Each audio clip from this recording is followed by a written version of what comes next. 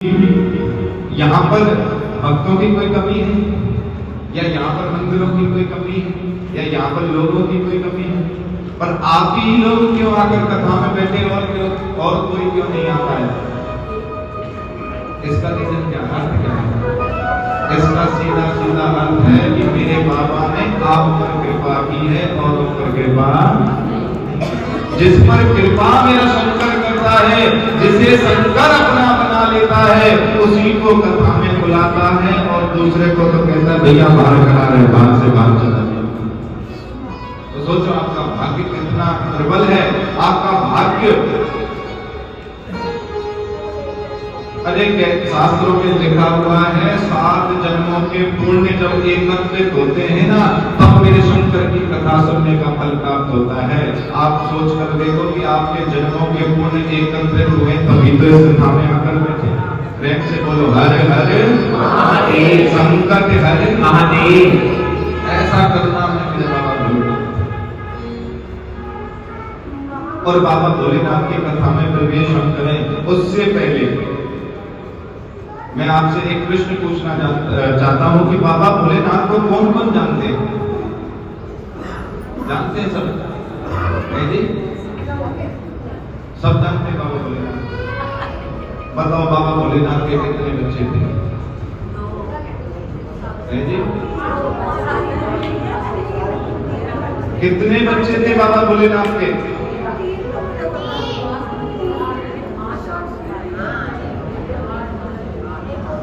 अब बताओ, आपको जब ये नहीं पता बाबा की संतान कितनी है तो कैसे जानते हैं? अरे जिसकी कथा को सुनने के लिए तुम बैठे हो, जिसकी कथा में जो तुम आए हो, जिसकी कथा में तुम श्रवण करने आए हो, जिसके चरित्र को, जिसके जीवन को तुम सुनने के लिए आए हो, उसके परिवार के बारे में नहीं पता, फिर काय का जानते हो बाबा को?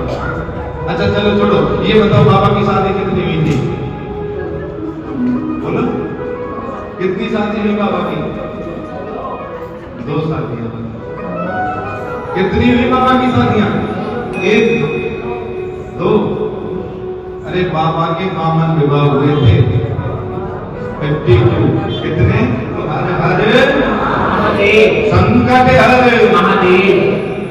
बाबा की कितनी संतान? 13।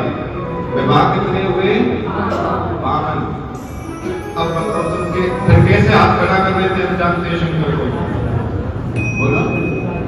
आपको तो ये भी नहीं पता होगा बाबा के गले में ये अजगर सर्प जो है ये क्यों है? बताओ। आज तक आपने इतनी कथाएं सुनी है, मैंने तो सुना यहाँ कथा सत्संग होते रहते हैं। बताओ बाबा शंकर के गले में ये सर्प क्यों है? किसी को पता है सर्प क्यों है बाबा के गले में?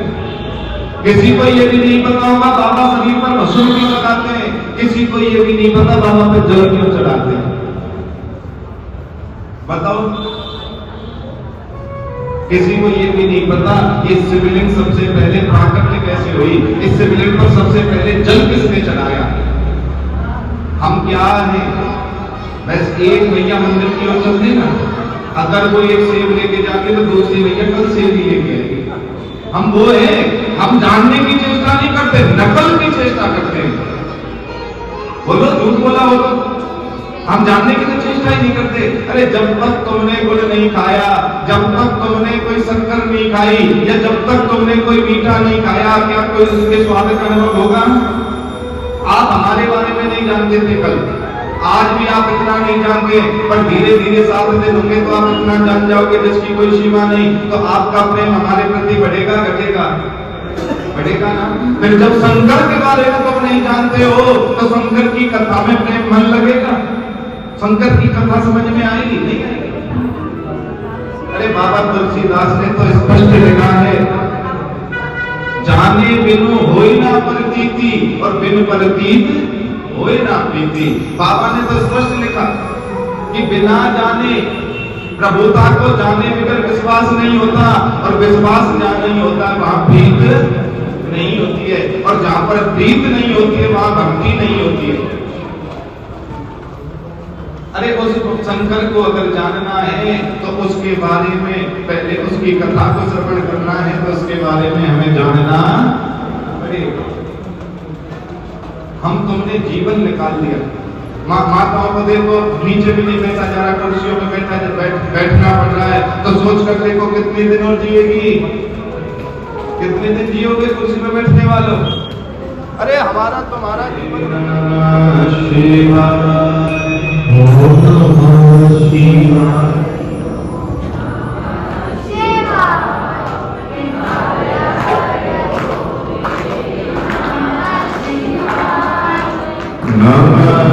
शिवाय शंभो ब्रह्मण शिवाय हरे हरे शंभो नमः शिवाय नमः शिवाय शंभो ब्रह्मण शिवाय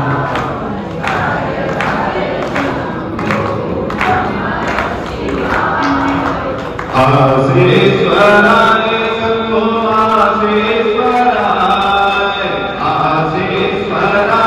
शंभो हरे हरे शंभो नमः शिवाय हरे हरे शंभो नमः शिवाय नमः शिवाय शंभो नमः शिवाय हरे हरे शंभो नमः शिवाय नमः शिवाय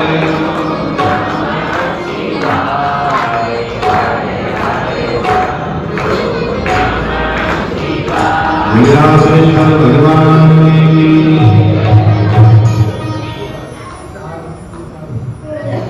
लगा बाबा के नाम पे लगाना।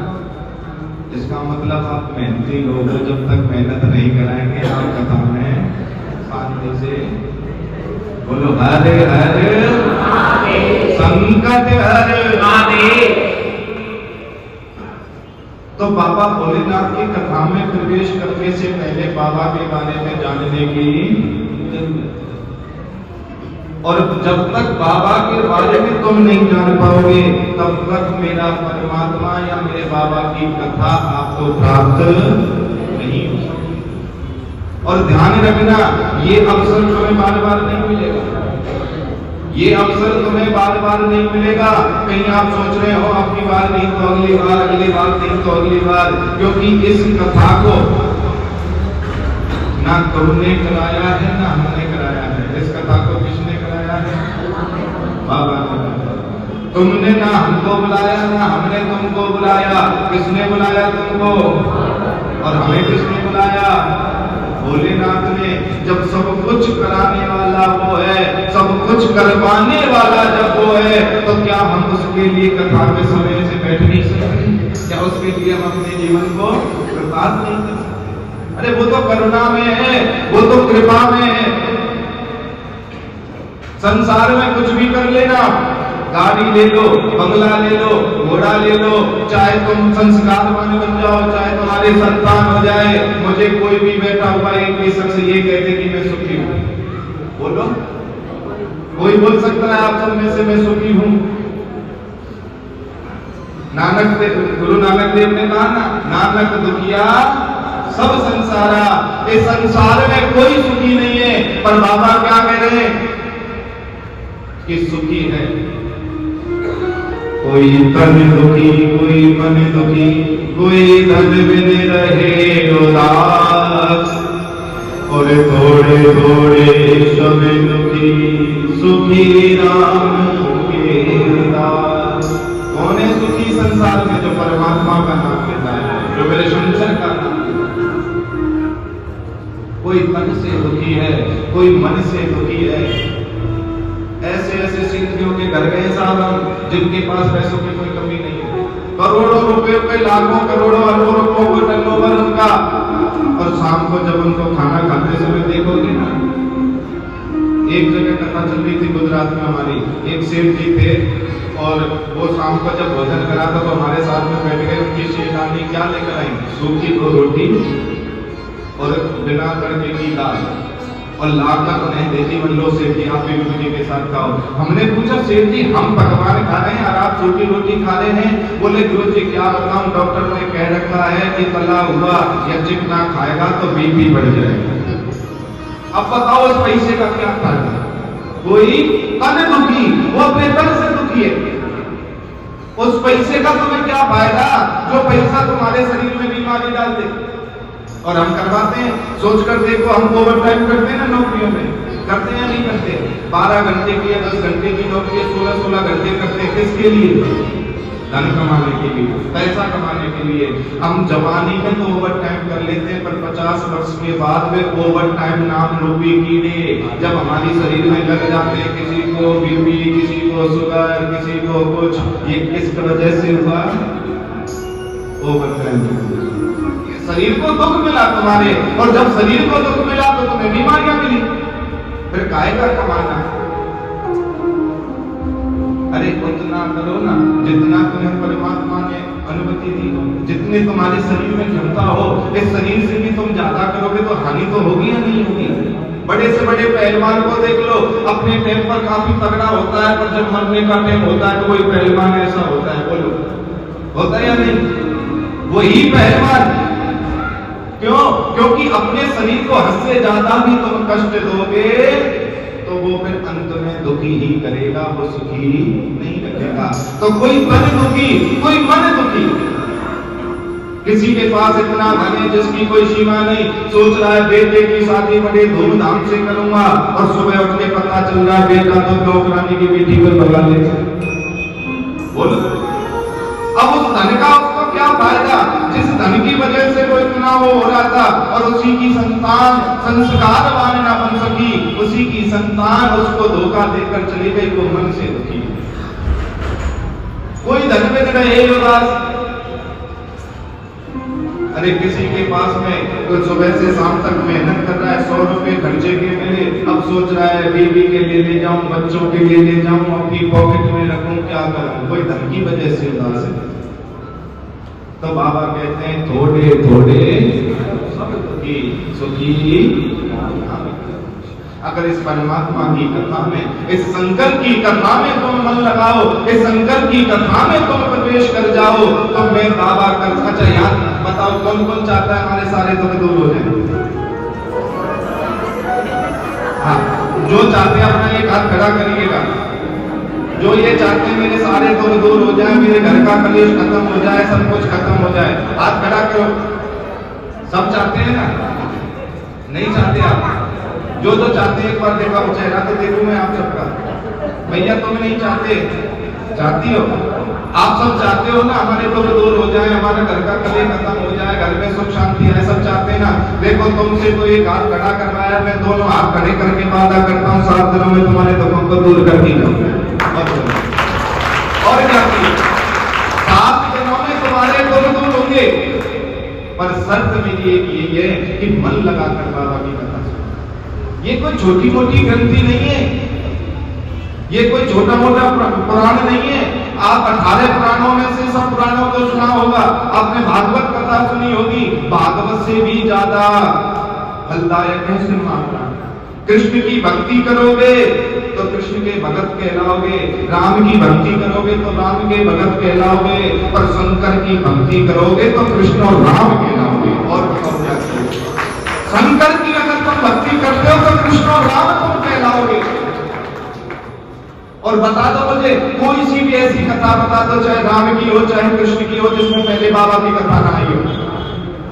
बोलो, राम भागवत सुन लो, सबसे पहले बाबा की कथा आती है ना। राम कथा सुन लो, उसमें भी बाबा की कथा आती है। अरे शंकर के बिगड़ तो राम और कृष्ण अधूरे हैं, फिर हम क्यों दर दर पर ठोकर खाएं? हम अपने शंकर को ही बिना पकड़ लें। राम जी के आगे कभी बाबा लगता देखा आपने?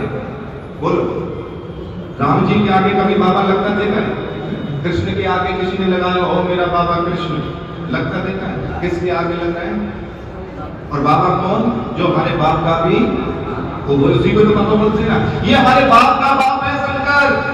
और जब ये हमारा बाप का बाप है तो हम अपने पितरों को छोड़कर दूसरे के द्वार पर क्यों जाए, हम अपने दादा की शरण में क्यों ना जाए? हमारे सारे दुख दूर हो जाएंगे। तुम्हें और क्या चाहिए? बोलो हरे हरे महादेव, संकट हरे महादेव। ऐसा करुणा में मेरा बाबा भोलेनाथ। मन लगाकर इस कथा को श्रवण करना, और मन लगाकर इस कथा को अगर आप श्रवण करते हो तो मैं दावा करता हूं व्यासपीठ से कि आपके दुख बिल्कुल दूर हो जाए। हमारे गुरुदेव कहा करते थे एक लोटा जल हर समस्या का हल। हम एक लोटा जल भी शंकर भगवान पर चढ़ाएं तो हमारी समस्याओं का समाधान है। पर आजकल तो जल चढ़ाने का ही विचित्र नियम बन गया। शंकर भगवान पर जल चढ़ाने से 3 दोष खत्म होते हैं सर। कौन कौन सा? पितृदोष, कालसर्प दोष और वास्तु दोष। 3 दोष खत्म होते हैं। और आजकल हम शंकर पर जल चढ़ाकर इन तीनों दोषों को घर ले आते हैं। अब मैया सोच लूंगी ऐसा कैसे हो जाएगा? लाते हैं भैया, कैसे लाते हैं? ये सत्य है। शंकर भगवान पर जल चढ़ाने से 3 दोषों का निवारण होता है। पर आज के समय शंकर भगवान पर जल चढ़ाने से 3 दोषों को घर लेकर आ रहे। अच्छा आप बताओ भैया, आप शंकर भगवान पर जल जो चढ़ाने जाते हो वो कहां से लेते हो? कहां से? घर से। घर से लेकर आते हो आपको जल। और जल लाने के बाद में कैसे चढ़ाते हो?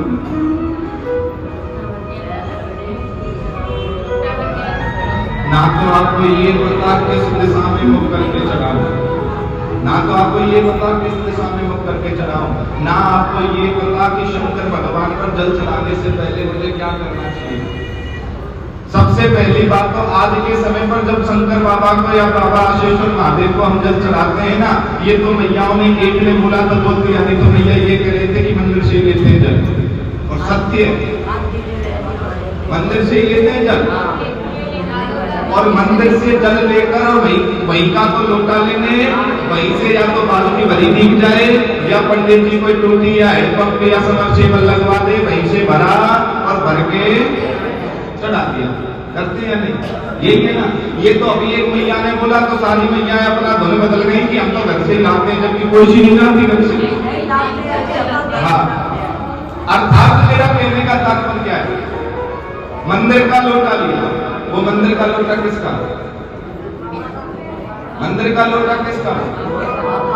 नहीं, वो वहां किसी दानदाता का होता है, कोई दान करके होता है नहीं।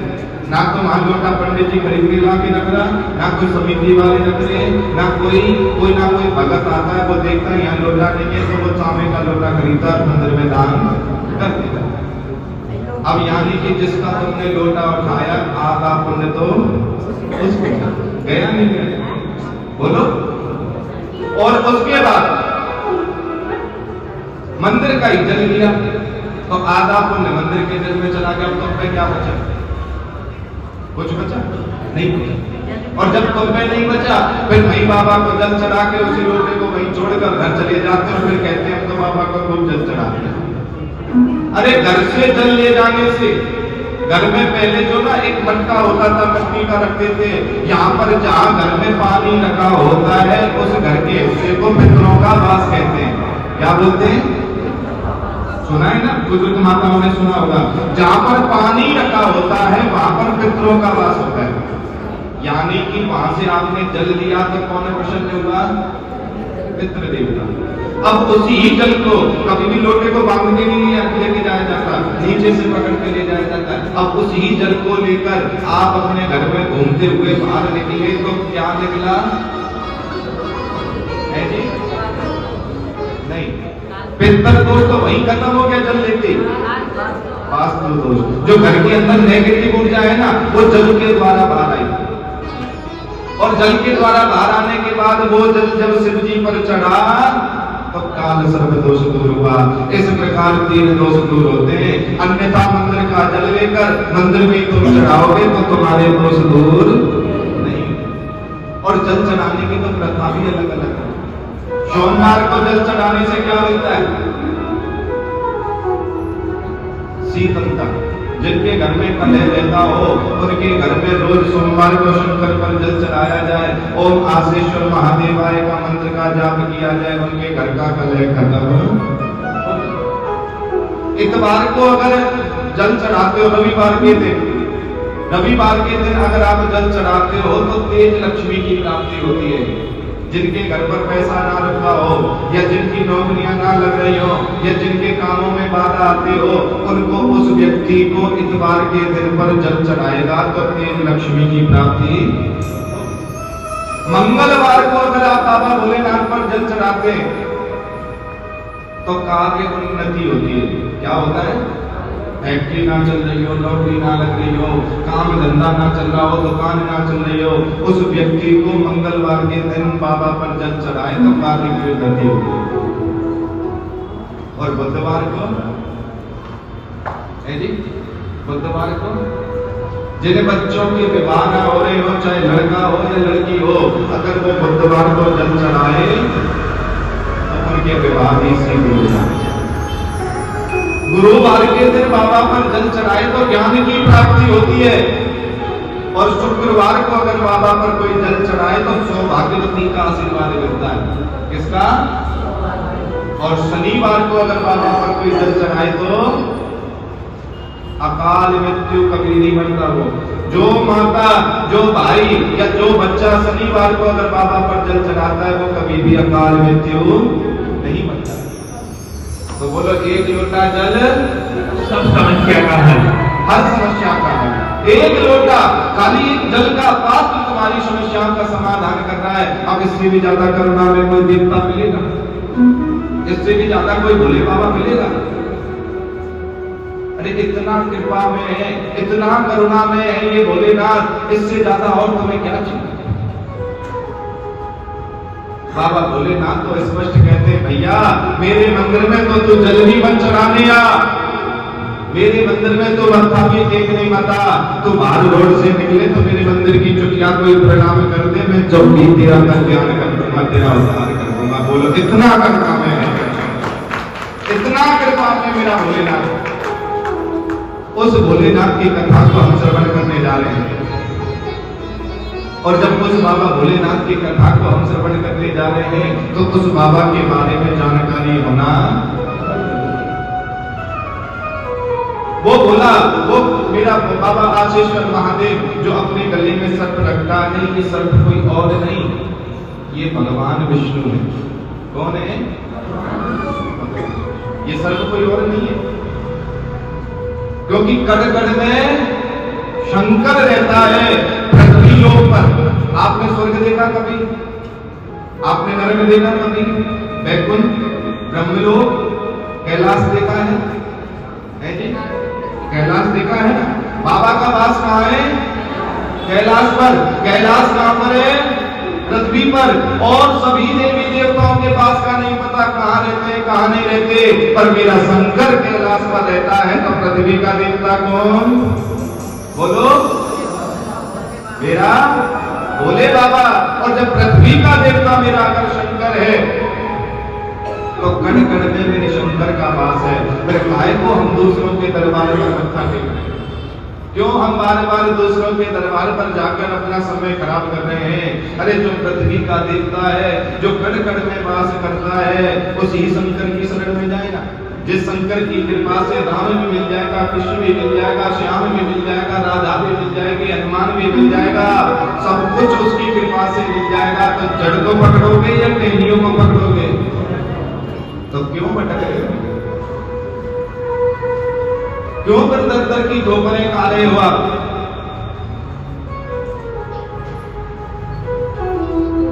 शिव महापुराण की कथा कहती है, किसी के दरबार पर जाने की जरूरत नहीं है, बाबा के दरबार पर चले जा, तेरी बिगड़ी को तो वैसे ही को बना।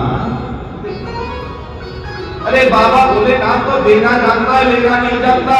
और सभी देवी देवता लेना भी जानते हैं और देना भी। कोई भी कथा ऐसी कथा तो जहां पर शंकर ने जाकर लिखा हो ये मुझे दे दो, बोलो। राम जी ने कई जगह मांगा, कृष्ण ने भी कई जगह मांगा, नहीं मांगा? महाभारत की कथा में सुना होगा। पर शंकर भगवान ने एक ही बात कही है कि मैं देना जानता हूं, मैं लेना नहीं जानता। उसके दरबार पर तो चाहे कोई राक्षस चला जाए, चाहे कोई मनुष्य चला जाए, चाहे कोई देवता चला जाए, कोई भी क्यों ना चला जाए, जिसने उसके आगे झोली फैलाई है हमेशा उसकी झोली उसने भरी है, कभी खाली हाथ नहीं छोड़ा है। बोलो हरे हरे संकट हरे। तो ऐसा करुणा में है कृष्ण। तो कड़ कड़ में जब शंकर का वास है और शंकर का जब वास है तो भगवान नारायण की इच्छा हुई। भगवान नारायण ने कहा कि प्रभु मैं तुमसे मिलना चाहता हूं, अब मैं आऊं तो पृथ्वी पर कैसे आऊं? पृथ्वी पर तो कड़ कड़ में तुम्हारा वास है, अब मैं तुम पर पैर रखूंगा तो अच्छा थोड़े लगेगा। तो शंकर भगवान ने कहा कि तुम तो रूप बदलने में माहिर हो ना, तुम कोई रूप बदल लो। तब भगवान विष्णु ने सोचा कि ऐसा कौन सा रूप बदलूं जिससे मेरे प्रभु पर पैर ना लगे। तब नारायण के मन में इच्छा जगी और मेरे नारायण ने सर्प का अवतार ले लिया। किसका? सर्प का। क्योंकि सांप के पैर होते हैं? नहीं होते ना। सांप का अवतार ले लिया। शंकर से मिलन हुआ तो शंकर बोला प्रभु अब नहीं जाने दूंगा कहीं भी, जब तुम आ गए हो तो उठाए और गले में धारण कर लिया। उसी दिन से मेरे प्रभु के गले में सर्प का वास हो गया। बोलो हरे हरे संकट हरे। ऐसा करुणा में मेरा बोले उस सर्प को उठाया गले में धारण कर लिया, इसलिए मेरे बाबा के गले में सर्पवास। मेरे बाबा के गले में जो वो मंडलों की माला देखते हैं ना आप सब, वो मंडलों की माला कौन है जी? पार्वती मैया तो साथ में बैठी है। ये वो मंडलों की माला कुछ और नहीं, ये 51 वही मंडे जो बाबा के 51 विवाह पार्वती से पहले हो गए थे। आपने भागवत कथा सुनी है? कभी भागवत कथा नहीं सुनी आपने? सुनी है ना? भागवत कथा में अमर कथा का प्रसंग आता है। जब बाबा भोलेनाथ पार्वती के साथ शादी करके आए, नारद जी आए, और नारद जी आए तो नारद जी मुंह बनाकर खड़े हो गए। और नारद जी जब मुंह बनाकर खड़े हो गए तो माता पार्वती नारद जी को अपना गुरु मानती है। अब माता पार्वती आई, कहा गुरुदेव क्या समस्या है, आज तुम उदास क्यों हो? नारद जी बोले भैया हमसे बात मत करो, ये दुनिया बड़ी स्वार्थी हो गई है, हमें बात नहीं करनी आपसे। नारद जी ने कहा कि माता पार्वती ने कहा कि नारद जी ऐसे कैसे बात कर रहे हैं आप हमसे? नारद जी बोले भैया सुर नर मुनि सबकी ये रीति और स्वार्थ लाग करे सब प्रीति। आजकल आप सब यहाँ कथा में बैठे हो, किस लिए बैठे हो?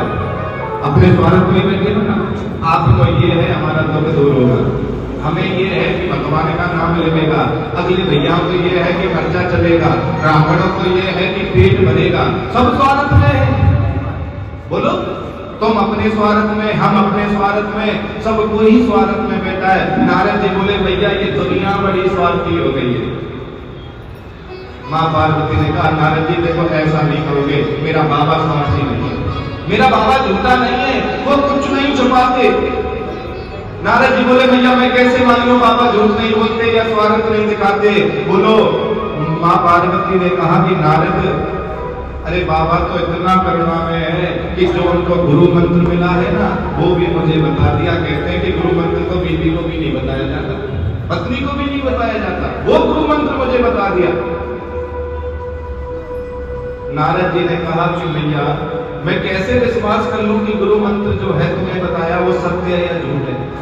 अच्छा ठीक है भैया, चलो मैंने मान लिया कि बाबा तुमसे कुछ नहीं छुपाते, तो बता भैया ये बाबा के गले में जो मंडलों की माला ये कैसे? और सुन इतना और बता दो कि ये मुंडों की माला स्त्रियों के ही, ये कोई पुरुष की होती है। अब सोच,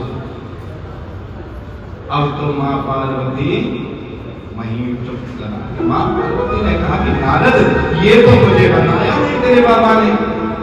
अब आजकल तुम सब भैया को कहते हैं तुम्हारे पति देव ऐसे जा रहे थे, ना जा फुलका में मिलाओगे। अब वही कहानी नारद ने की। नारद बोला कि मैया अब तू जान और बाबा जान, मैं तो चला। और नारद जी प्रणाम करके चले गए। इधर से मैया गुस्से पे बैठ गई, उधर से बाबा कैलाश की ओर आ रहे। नारद जी का मिलन हुआ। नारद जी ने कहा बाबा प्रणाम। बाबा ने कहा कि नारद कैसे आना हुआ? बाबा ये तो बाद में पूछना, को ना जल्दी जाऊं, भैया याद कर रही है। अब सोचो नारद, भगवान बोले नारद, जिसके घर से तू निकल कर आना हो उसकी मैया ने बाप भी याद रखा होगा। बाबा दौड़े दौड़े आए और बाबा ने देखा कि माता पार्वती तो मुंह बुलाकर बैठी है।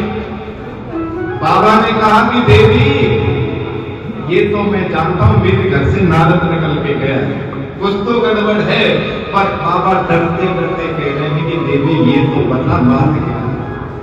मैया नहीं बोली। बाबा ने फिर पूछा कि पार्वती ये तो बता बात क्या है, क्यों गुस्से में बैठी है? मैया बोले हूं, मुझसे बात मत करो।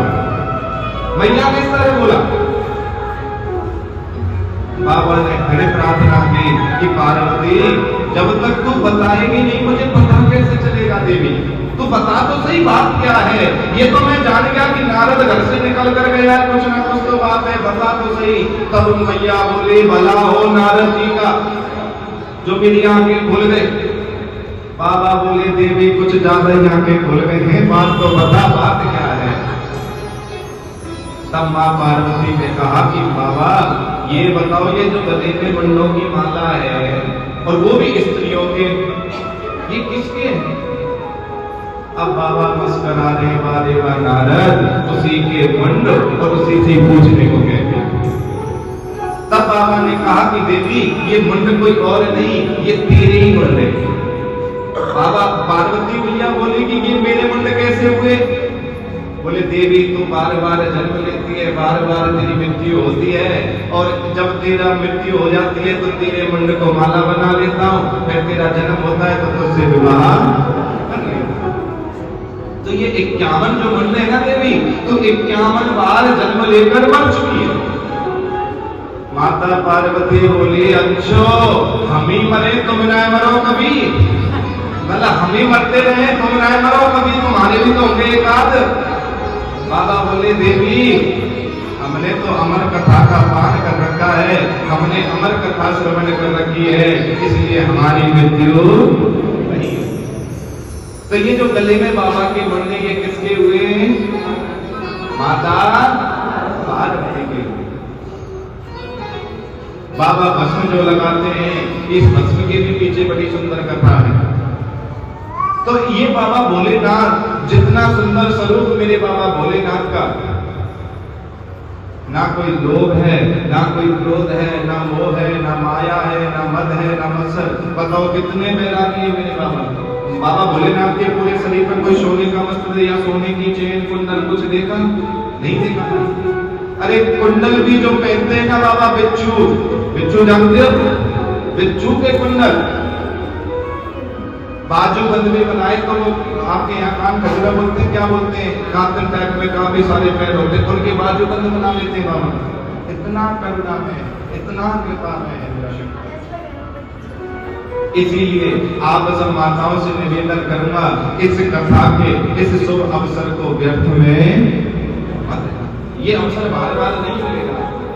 इतनी सुंदर कथा, इतना पावन पवित्र स्वरूप मेरे आशीश्वर महादेव का बार बार श्रवण करने को नहीं मिलेगा। बोलो हर हर महादेव, संकट हर महादेव। तो बाबा की कथा में प्रवेश करने के लिए हम जा रहे हैं, तो आप सबको ध्यान रखना है। और ये भी ध्यान रखना, ये जो 7 दिन है ना, इन 7 दिनों में ऐसी बातों को कोई दूसरा बताने वाला भी नहीं मिलेगा। बताओ आज तक आपको किसी ने समझाई ये चीजें? है जी? नहीं समझाई।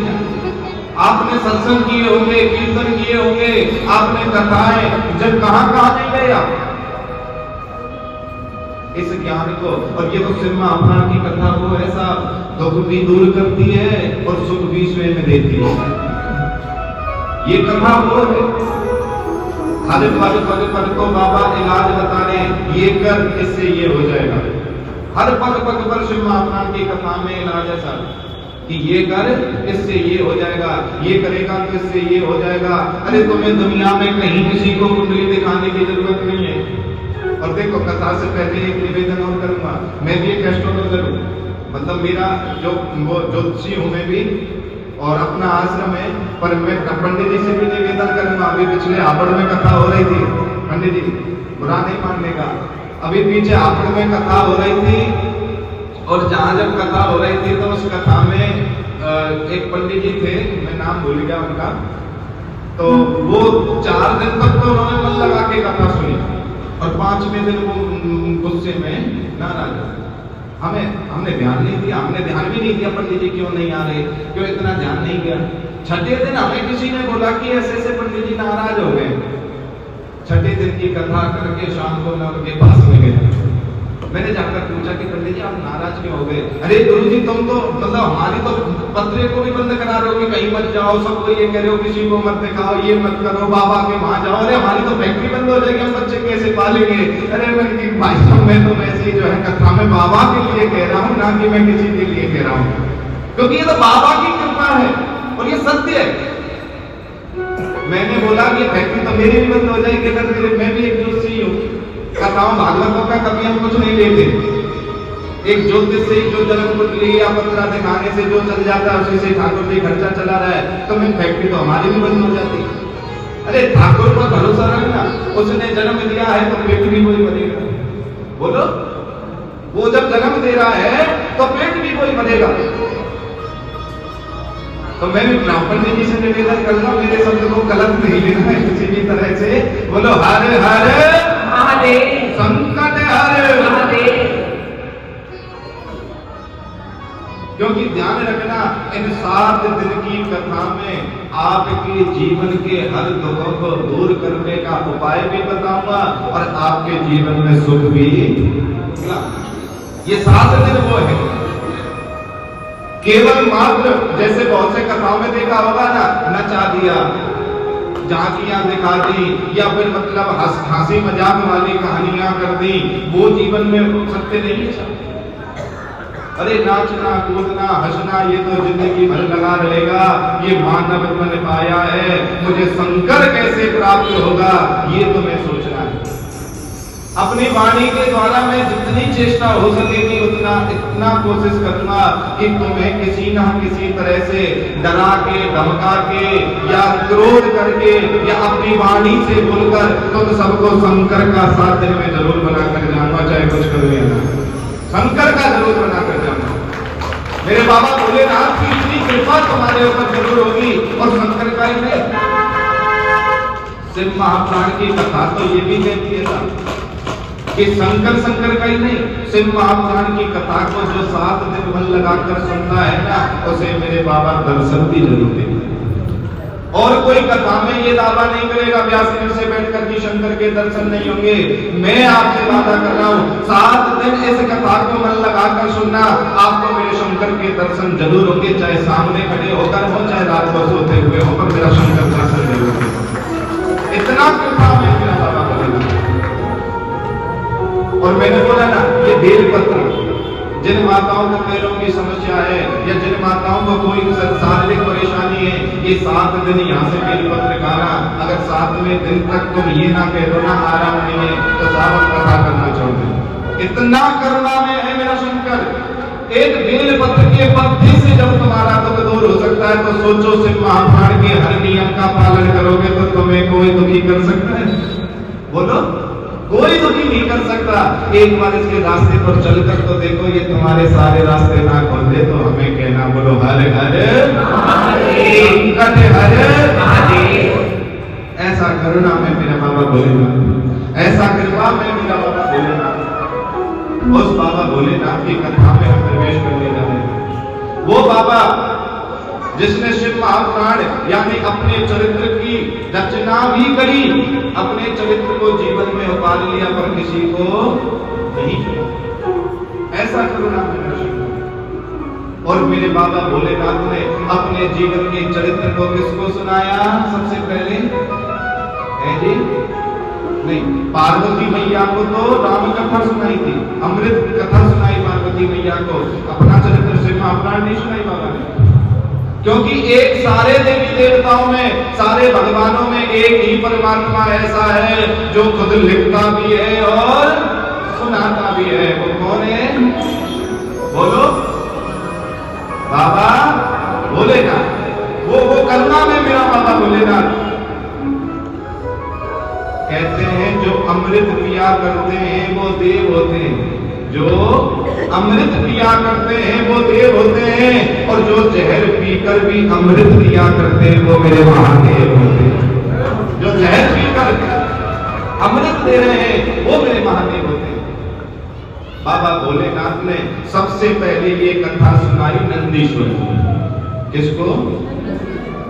देखो शिव महापुराण एक प्रकार की नहीं है, आपको कल की कथा में श्रवण कराऊंगा। भागवत एक प्रकार की नहीं है, शिव महापुराण भी एक प्रकार की नहीं, अग्नि पुराण, पद्म पुराण, राम कथा, ये सब एक प्रकार की नहीं है, कई कई प्रकार की है। और आज जो आप शिव महापुराण की कथा श्रवण करने जा रहे हैं, ये महर्षि वेदव्यास जी ने रची, और महर्षि वेदव्यास जी ने जो ये कथा रची, तो यही कथा प्रारंभ होने जा रही है कि बाबा ने सबसे पहले ये कथा किसको सुनाई? नंदीश्वर को। कौन है नंदीश्वर? बोलो कौन है नंदीश्वर? है जी? भोले बाबा की हमारा तुम्हारा यही दुर्भाग्य है। सत्य बता रहा हूं आप सबको, आपने अपना जीवन निकाल दिया, आपने बुढ़ापा आप ले आए, पर आप बाबा के बारे में नहीं जानते। हम तुम सब किसको जानते? नंदी कौन? जो पहले देवता है, बाबा जिस पर बैठ कर जाते हैं उसे नंदी बोलते हैं ना, वो नंदी नहीं है। भगवान भोलेनाथ का सबसे पहला गण नंदीश्वर है। क्या नाम है? नंदीश्वर। और जिस पर बाबा बैठ कर जाते हैं वो नांदिया है, नंदी नहीं है, जिसे हम नंदी कहते हैं, वो नांदिया है सर, उसका नाम नंदी नहीं है। पर हमारे धर्म में, हमारे देश में नाम परिवर्तन का तो सबसे बड़ा महत्व है। अब देख लो, आप चले जाओ थोड़ा सा और हरियाणा की साइड में एक गांव पड़ता है, तो शहर है बड़ा सा, क्या नाम उसका? गुड़गांव। क्या नाम था पहले? और जहां आप कथा सुन रहे हो दिल्ली, ये क्या थी पहले? इंद्रप्रस्थ। इंद्रप्रस्थ थी नहीं। हमारे देश में, हमारे धर्म में ये नाम बदलने की तो इतनी बड़ी, नाम को बदलाव करना सबसे पहले, बोलो करते या नहीं? नाम बदनाम नहीं होगा, नहीं तो नहीं आती हमारे लोगों को। अरे जो नंदी है ही नहीं उसे नंदी बना दिया, और जो नांदिया था उसे कोई कुछ ही नहीं रहा। भगवान शंकर की सवारी कौन? जोर से बोलो। फिर आप नंदी क्यों बोल रहे थे? अरे नंदीश्वर को बाबा भोलेनाथ का सबसे पहला प्रथम गण है, जो बाबा की इतनी तपस्या करता था, इतनी भक्ति करता था, बाबा इतने प्रसन्न हो गए कि उसको सबसे प्रथम रूप में, प्रधान गण के रूप में पदवी दी थी। कभी भी नांदिया को नंदी मत बोलना, नंदी नहीं है वो नांदिया है, क्योंकि नाम परिवर्तन करने की प्रथा को खत्म करो। हमारे देश का सबसे बड़ा दुर्भाग्य देख लो साहब, अमरनाथ देखा है, फोटो तो देखा होगा अमरनाथ का, क्या दिखाई देते हैं? कौन से पक्षी दिखाई देते हैं? बोलो है जी? कबूतर दिखाई देते हैं ना। ये है हमारे सनातन धर्म का पक्ष। कथा किसने सुनी थी? अमर कथा तोते ने। किसने सुनी? और फोटो में कौन दिखा दिया? है हमारे धर्म को नष्ट करने की प्रथा है ना। अरे शास्त्रों में तो ये लिखा हुआ है कि किसी के घर पर कबूतर बीट भी कर जाए, बीट समझते हो ना, तो भी उसके घर की शांति और लक्ष्मी का भंग हो जाता है। और कोई कबूतर भगवान के यहाँ रख लेगा। कभी भी घर में कबूतर नहीं रखना चाहिए, उसके घर की कभी शांति नहीं रहेगी, उसके घर में हमेशा कलेश रहेगा। और की तो बात छोड़ो, आप यही चले जाओ अपनी कोई गली छोड़कर, जिन लोगों के घर में कबूतर पाल रखे, ध्यान से सोचो वो कैसे रहते हैं, बताओ। जिन लोगों के घर में कबूतर हैं वो लोग किस तरह से रहते हैं साहब? नशेड़ी, कुबेरी, चोर, डकैत, क्या क्या नहीं होते वो, बोलो झूठ बोला होते हैं ना उनके घरों में कबूतर। हमारे शास्त्र में कबूतर पालना इतना बड़ा अपराध है जिसकी कोई सीमा नहीं। कबूतर का तो घर की छत पर बीट कर जाए तो आप, हमारे घर की लक्ष्मी और शांति खत्म होती है, और लोग कबूतर पाल रहे हैं। लोग बाबा अमरनाथ के साथ कबूतर दिखा रहे हैं। जिस कबूतर ने तो कथा ही ना सुनी तो तोते नहीं थी। घरों में शटरों पर या घर के गेटों पर कबूतर स्थान बना लेते ना, वो भी दोष का कारण है। वो भी कभी भी घर में कबूतर नहीं रखना, सारे पक्षी रखने की वो है, कबूतर नहीं रखते साहब कभी भी घर में। कबूतर अगर घर में आए तो उसे तुरंत हटाना चाहिए, अगर वो बीट कर जाए तो उसकी साफ कर देनी चाहिए। घर में कबूतर रखोगे तो तुम्हारे घर की लक्ष्मी कभी नहीं होगी, घर के बच्चे गलत संगत में जाएंगे, घर के अंदाज गलत आदतों में जाएगी, घर में कभी कबूतर नहीं रखना। अब बताओ ये कहीं सुनने को मिले? बोलो, नहीं मिलेगा ना। इसीलिए कहता हूं सारी कथाएं एक साइड और मेरे बाबा भोलेनाथ की कथा एक तरफ, तुम्हारी जिंदगी को उतार जाएगी और तुम्हें क्या चाहिए। अब है आपसे बड़ा कोई भाग्यवान? बोलो हरे हरे महादेव, संकट हरे महादेव। ऐसा करना है मेरा बाबा तो बाबा भोलेनाथ ने सबसे पहले ये कथा किसको सुनाई? नंदीश्वर को। और नंदीश्वर ने जब इस कथा को सुना तो नंदीश्वर से प्रार्थना की सनत कुमार ने, जो ब्रह्मा के 4 पुत्र हैं, सनत सनातन सनत कुमार, उन 4 पुत्रों ने प्रार्थना की नंदीश्वर को, कहा कि तुमने बाबा की कथा श्रवण की है और वो भी बाबा के मुख से श्रवण की है, कृपा करके हमें वो कथा सुनाओ ना जिस कथा की वजह से तुम इतने प्रसन्न रहते हो। और सनत कुमारों को कथा किसने सुनाई? नंदीश्वर। अब जब नंदीश्वर सनत कुमारों को कथा सुना रहे थे तो वहां पर ब्रह्मा जी ने भी ये कथा सुनी।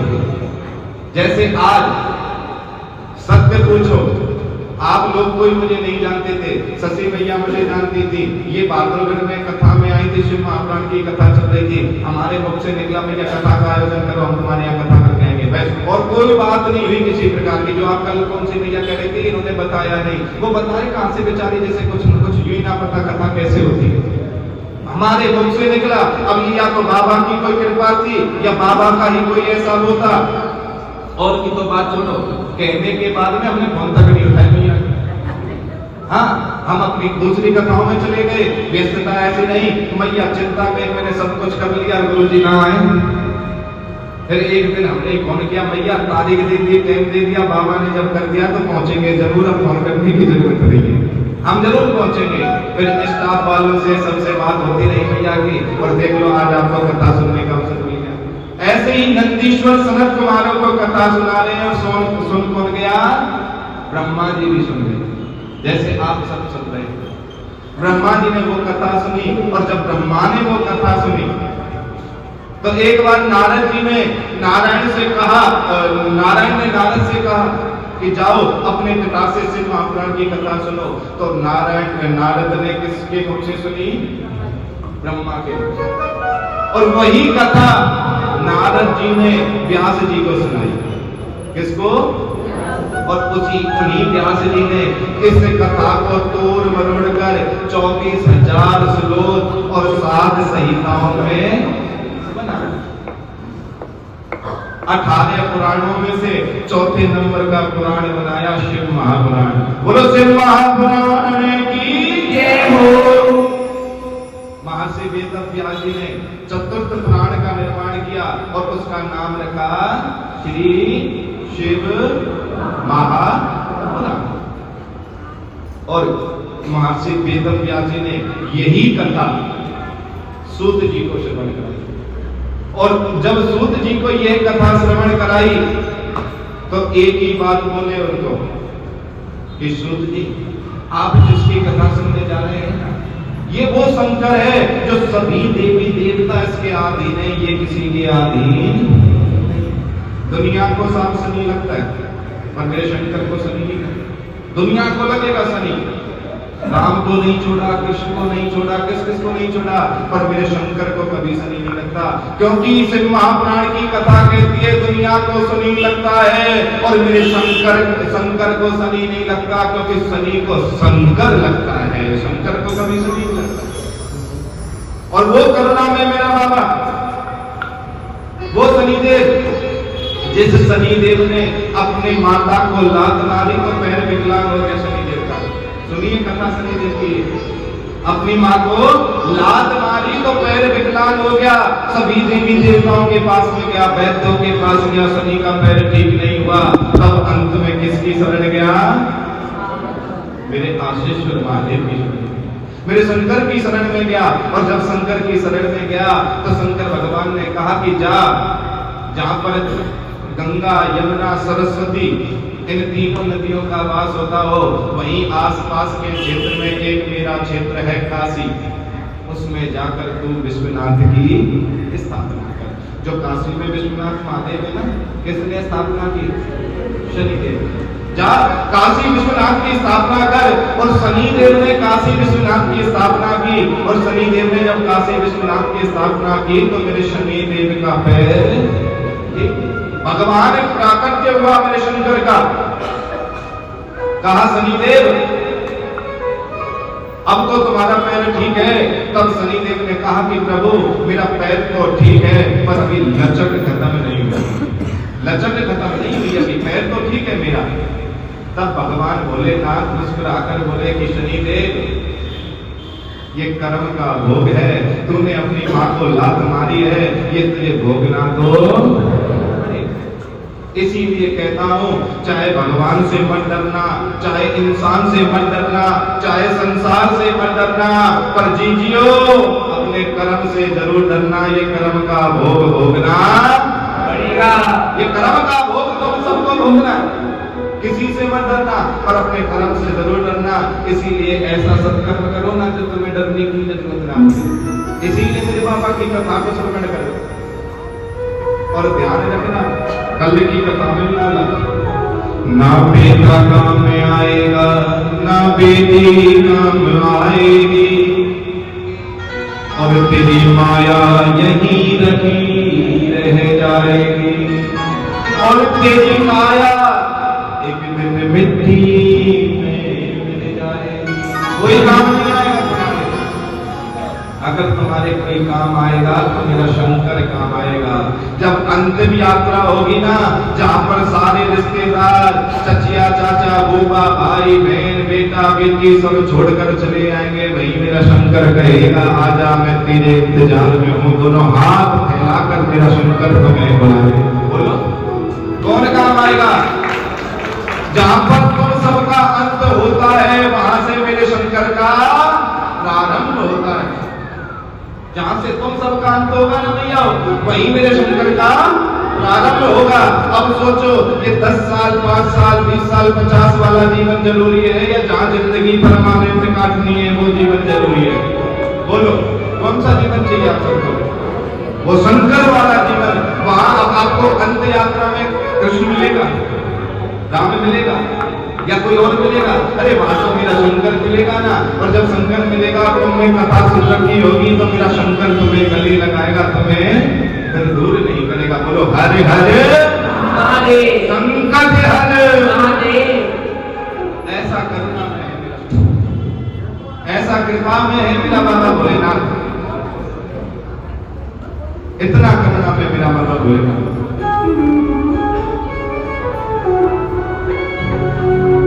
दरबार में मेरे भोले बाबा के दुख दर्द मिटाए, दुनिया के सताए लोग यहाँ सीने से लगाए।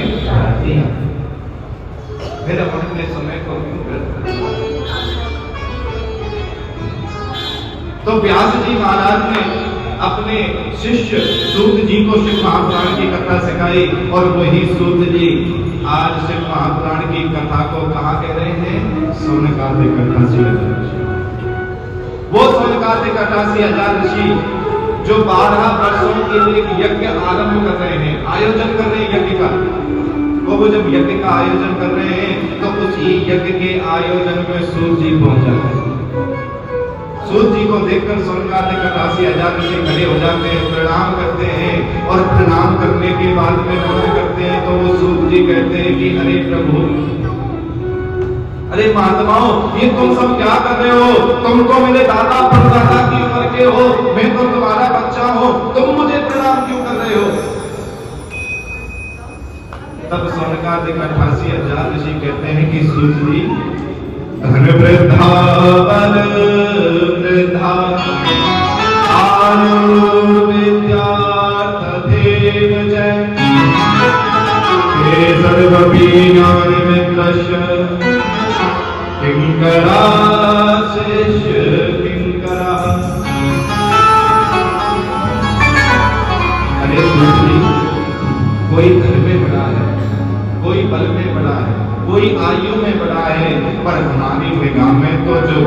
में बड़ा है वही सबसे बड़ा है। और हमने सुना है महर्षि वेदव्यास जी के मुख से 18 पुराणों का अध्ययन किया है, 4 वेदों का अध्ययन किया है। तो हमें आपसे कुछ और नहीं चाहिए, हमारे कुछ प्रश्न हैं उनका उत्तर दे दो। सूत जी से कहने लगे कि प्रभु, सोनकादिक 88 हजार ऋषि कह रहे हैं सूत जी से कि हमें कुछ नहीं चाहिए, हमें तो एक ही चिंता है कि आगे आने वाला इतना घोर कलयुग आएगा। द्वापर में कृष्ण का नाम लेकर, त्रेता में राम का नाम लेकर, सतयुग में नारायण का नाम लेकर इंसान तर जाएगा। पर ये कलयुग जो आएगा इसमें किसका नाम ले तो इंसान तर जाएगा। इसमें तो बताओ, ये घोर कलयुग आने वाला है, लोग एक दूसरे को एक जमीन के छोटे से टुकड़े को ऊपर मारने को तैयार रहेंगे। और जब कलयुग का चौथा चरण आएगा तो एक आधी रोटी पर भाई भाई को मार देगा। कि प्रभु, इस कली काल से बचने का कोई उपाय तो होगा आपके पास में? काल व्याल मुखत क्रास त्रास निर्नाश हितवे, कि ये जो कलयुग, ये काल अजगर का रूप लेकर मुंह खोलकर बैठा है सब, और हम तुम सब प्रवेश करते जा रहे हैं। बोलो, कर रहे या नहीं? सब जानते हो अच्छा क्या है बुरा क्या है, सब जानते हो। पर हम सोचते हैं हमें कोई नहीं देख रहा, हम सोचते हैं कि हमारे ऊपर किसी की निगाह नहीं है। कोई बुरा काम करोगे तो ये सोच लोगे कि कोई नहीं देख रहा, और कोई अच्छा काम करोगे तो ये सोचोगे जब तक 10 आदमियों को ना पता चल जाए तो चैन से रोटी नहीं खाओगे। अरे इस प्लास्टिक के कैमरे की ओर मत जाओ, इन संसार रूपी मनुष्यों की आंखों की ओर मत जाओ। मेरे ठाकुर मेरे बाबा का इतना बड़ा कैमरा लग रहा है, सब देख रहा है, वो जन्म से लेकर मृत्यु तक सब कुछ उसके कैमरे में रिकॉर्ड हो रहा है, सब कुछ हो रहा है उसके कैमरे में। तो ये कली काल में लोग पत्ते खेलने के लिए सुबह से शाम तक बैठे रहेंगे। बोलो, पत्ते खेलने के लिए लोग सुबह से शाम तक बैठे रहेंगे। ना भूख लगेगी, ना प्यास लगेगी, ना बाथरूम लगेगा, ना उसको कुछ होगा। अगर वो किसी सत्संग में या किसी कथा में या परमात्मा के नाम में आ जाए तो बीबी की ओर 10 बार आंख दिखाएंगे, जबरदस्ती ले आएगी, चल। बोलो, जबरदस्ती ले आई। अरे भगवान की भक्ति से लोग इतनी दूर रहेंगे जिसकी कोई सीमा नहीं। हे प्रभु, हे सूर्य जी, हमने तो सुना है आप तो हजारों सूर्य के किरणों के समान हो, अंधकार को दूर करने वाले हो। तो कली काल के मनुष्यों का अंधकार भी दूर करो ना, जिससे लोगों को किसी बाबा की भक्ति मिले, जिससे लोगों को सत्य प्राप्त हो कि जीवन का सत्य क्या है। बाबा भोलेनाथ की 3 रेखाएं होती है ना तिलक की, क्या बोलते हैं तिलक को? त्रिपुंड। इसका मतलब जानते हैं आप? सत्यम शिवम सुंदरम। वो सत्य क्या है? सूत जी से पूछ रहे, सोनकादिक 88 हजार ऋषि, वो सत्य क्या है?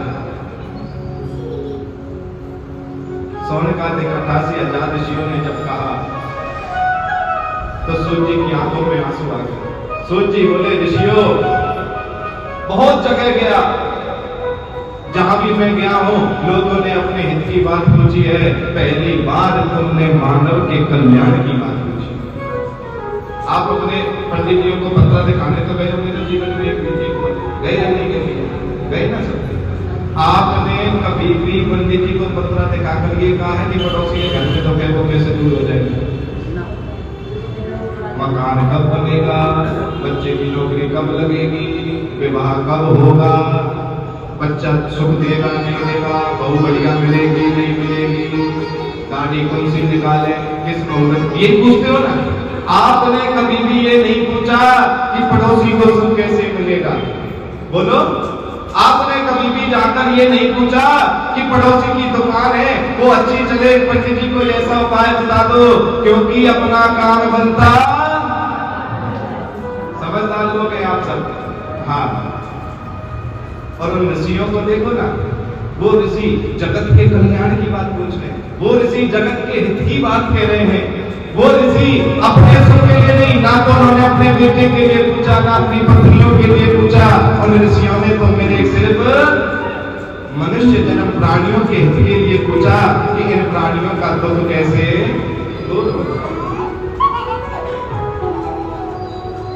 एक कहावत है, कहते हैं कि जो अपना अपना करता रहता है भगवान कभी उसे सुख नहीं देता है, जो दूसरे का भला करता है परमात्मा उसी को सुख देता है। इंसान में और भगवान में क्या अंतर है बताओ? बोलो। इंसान दया नहीं करता है मेरा ठाकुर, दया। इंसान और भगवान में यही अंतर है। भगवान और इंसान में और कोई अंतर नहीं है। आप भी भगवान हो सकते हो।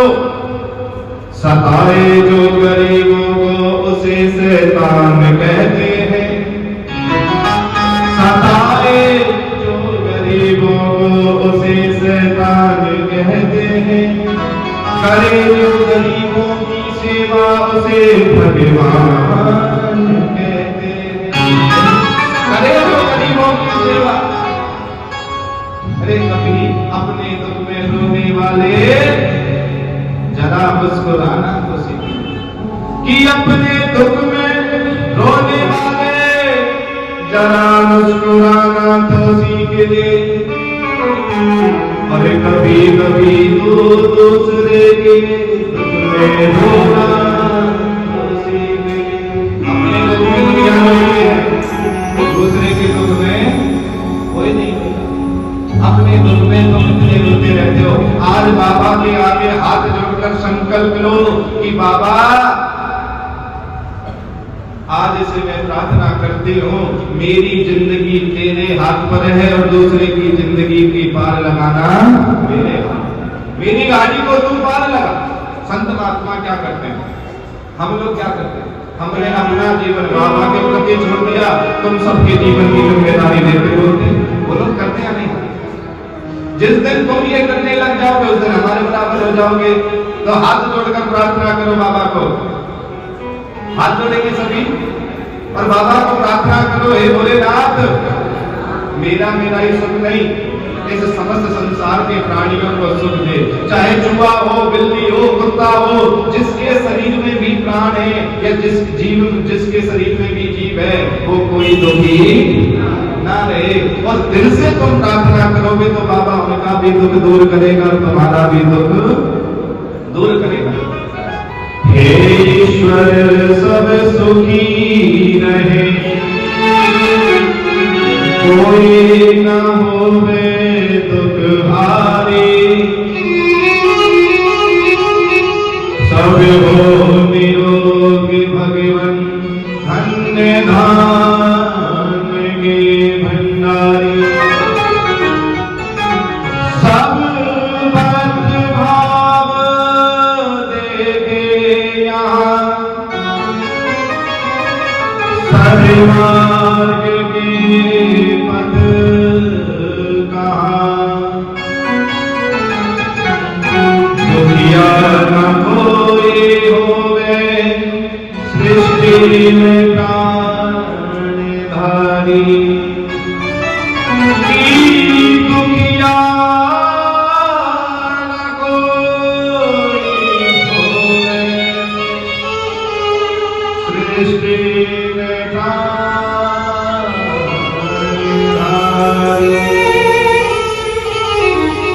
हे बाबा, हे आशीर्वाद महादेव, इस पूरी सृष्टि में चाहे चूहा हो, बिल्ली हो, कुत्ता हो, मानव हो, जीव हो, जंतु कोई भी क्यों ना हो, कोई दुखी ना रहे। सुखी बसे संसार सब, दुखिया रहे न को।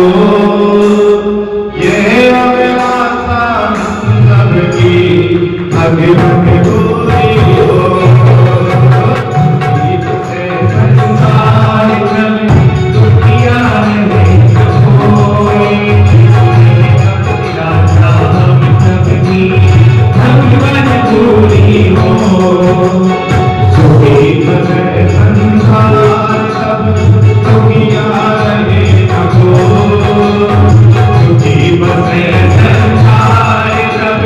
दुखिया बने न को।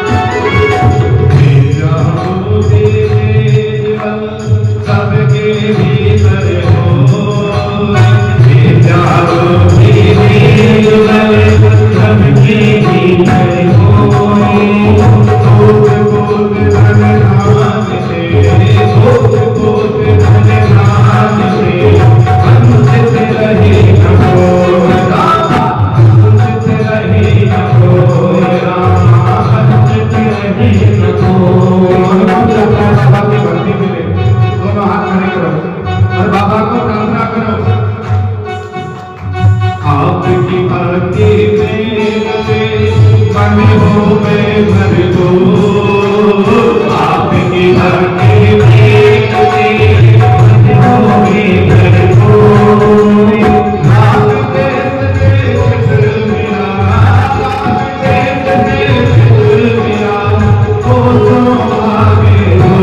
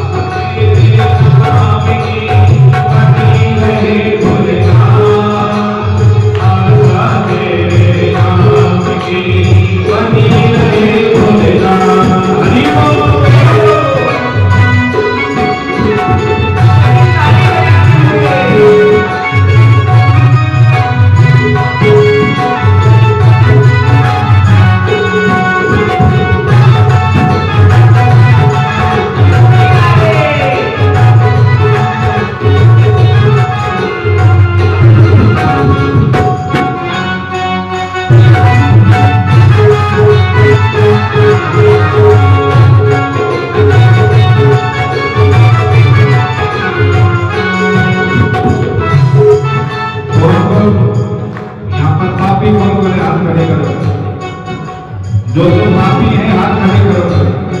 आप नहीं हो पापी।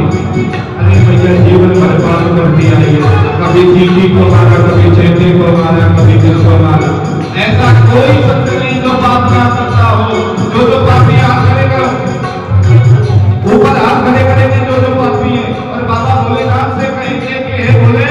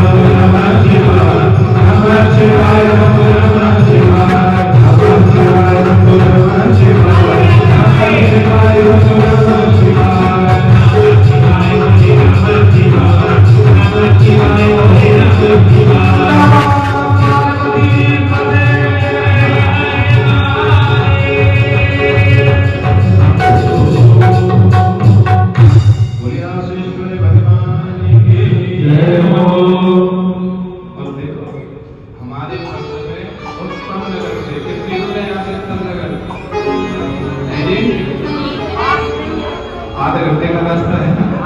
हाँ, आधे घंटे का तो है। आप सबसे पास से पास नहीं आया जाना। हमारे संजय मनचंदा जी उत्तम नगर से कथा सुनने आए, पर उनके लिए जोरदार ताली।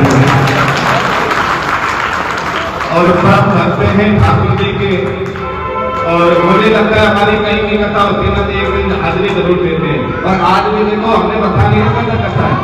आज हम ही रमेश नगर आने के लिए मैंने ही फोन किया था कि वो नजफगढ़ होकर जाऊं या पीरागढ़ी होकर जाऊं। तब बोले किस लिए जाना है, ऐसे ऐसे कथा है। तो बोले हमें बताया नहीं, उनका बता दिया नहीं, अब आ जाना। आज ही आप एक बार और जोरदार तालियां बजाएं। बोलो हरे हरे संकट हरे। तो सोनकाते का 88,000 ऋषियों ने सूत जी से कहा, और सूत जी ने कहा कि मैं आपको एक ऐसी कथा सुनाने जा रहा हूं जो इस कली काल कलयुग में लोगों को कल्याण देगी, लोगों को मुक्ति देगी, लोगों के सब दुख दूर करेगी। और सूत जी महाराज बड़ी सुंदर और पावन कथा श्री शिव महापुराण को प्रारंभ करते हैं। और प्रारंभ करने से पहले सूत जी कहते हैं सोनकाते का 88,000 ऋषियों को कि ये जो कथा है ना शिव महापुराण की कथा, ये कोई छोटा मोटी कोई ग्रंथ नहीं है, कोई पुस्तक नहीं है, कोई ग्रंथ का या किसी उसका टुकड़ा नहीं है। ये तो वो अमृत है, ये तो वो कल्प वृक्ष है। पुराण श्रवणम संभोर नाम संकीर्तनम तथा कल्पद्वरम फलम समयं मनुष्याणां न संशयः। कल्पद्वरम फलम, ये शिव महापुराण की कथा तो कल्प वृक्ष है। पुराण श्रवणम संभोर, कि जो भगवान शंकर का नाम लेने से, जो भगवान शंकर का कीर्तन करने से जितना फल मिलता है उतना ही फल बाबा की कथा सुनने से मिलता है। जितना फल शंकर का नाम, शंकर की कथा सुनने से मिलता है उतना फल कल्प वृक्ष से जो मिलता है उससे भी ज्यादा मेरे बाबा की कथा से। कल्प धर्म फलम, कि ये कल्प वृक्ष है, और इस कल्प वृक्ष के नीचे बैठकर जो भी मनोकामना लेकर बाबा की कथा सुनते हैं उनकी मनोकामना पूर्ण होती है। कल्प वृक्ष के बारे में सुना है आपने कभी? वो कल्प वृक्ष कहते हैं कि शास्त्रों में लिखा हुआ है कि एक वृक्ष ऐसा है जिसके नीचे जाओगे जो मांगोगे सो मिल जाएगा। उसको बोलते हैं क्या? कल्प वृक्ष। एक बार कोई मनचला व्यक्ति जंगल में जा रहा, और वो मनचला व्यक्ति जब जंगल में जा रहा उसे थोड़ी सी थकान हुई तो एक पेड़ के नीचे बैठ गया। और वो पेड़ के नीचे बैठा, और बैठने के बाद में वो व्यक्ति कह रहा है हाय इतनी गर्मी है, गला सूख रहा है, एक ठंडा सा पानी का गिलास मिल जाए तो आनंद आ जाए। या तो उसने उतना ही कहा, उसके सामने इतना बड़ा एक पानी का गिलास पड़ा। अब उसने चारों ओर देखा ये पानी का गिलास किसने भेजा? वो बोला जिसने भी भेजा हो, प्यास लगती है तो पानी को पी। उसने वो पानी पी। अब सोच रहा है वो, अरे इतनी दूर से चलकर आया हूं, भूख भी लगने लगी है, अब तो पकवान सा मिल जाए तो आनंद आ जाए। उसने तो इतना ही सोचा, 56 भोग की थाली, 56 भोग रूपी पकवान उसके सामने प्रकट कर दिया। अब वो सोच रहा है कि इसका मतलब यहाँ कोई है, कहीं ऐसा तो नहीं जहर में डालकर कुछ दे दिया हो। चारों ओर देखा, उसे कोई दिखाई नहीं दिया। अब वो भूखा तो था ही, उसने कहा मरूंगा मर जाऊंगा तो खा दो ले। और यही होता है हमारे जीवन में, कभी कभी जल्दबाजी में हम इतना कुछ कर देते हैं जिसका गलत भी सहन करना पड़ता है, अच्छा भी फल मिलता होता है या नहीं? उतावला अपना कभी कभी तो